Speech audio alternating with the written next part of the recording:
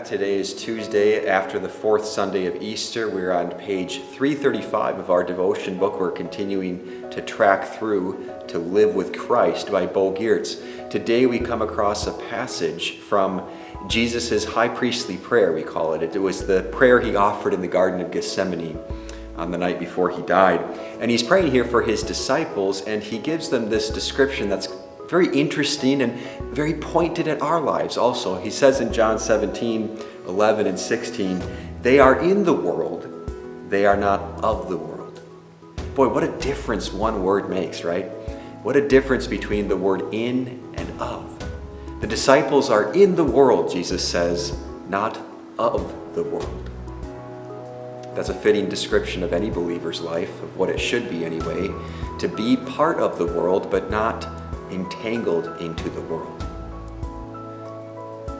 Giertz has a nice description of exactly what it means to be of the world, and it's a good way to test our lives and see if this description truly fits us as believers. At the bottom of page 335 and on to the next, he writes, "To be of the world means to be driven by a particular way of thinking, values, or patterns of behavior in a world that has fallen away from God, no longer depends on Him." Does that description fit your life as you consider your ways? Have we become the kind of Christians that say the right thing on Sundays and feel good when we use the Bible, but then actually in our lives and in our words, no one can tell the difference between any other faith or any other belief? Have we become of the world instead of being in the world? It's important that we continue, as Jesus prayed for his disciples, to still be in the world, to still be part of it. We don't want to become monks and nuns that separate ourselves entirely, because God uses us and calls us to get the message of his word out there in the world. You got to be in the world to do that.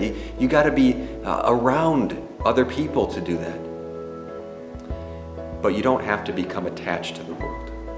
You don't have to let the world influence your beliefs. You don't have to let people around you and how they think about you and what they say about you become more important than what God says. That's what it means to be of the world. And if it was a danger for the 12 disciples of Jesus who would later found the church as the apostles, it's certainly something that we should take notice of in our lives.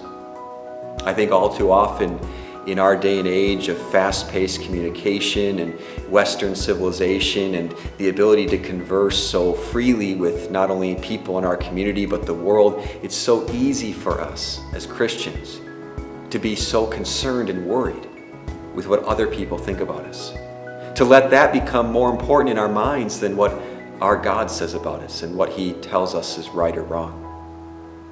So it's a good reminder that we are the salt and light of the world, as Jesus told us in Matthew chapter 5. We are to be in the world. If we're not listening to our Savior's call for us. But we must walk that line carefully, because we don't want to become of the world. God tells us not to be conformed to the world, but be transformed by the renewing of our minds through his word. And Jesus prayed the same thing for his disciples the night of his death as he prays for us today.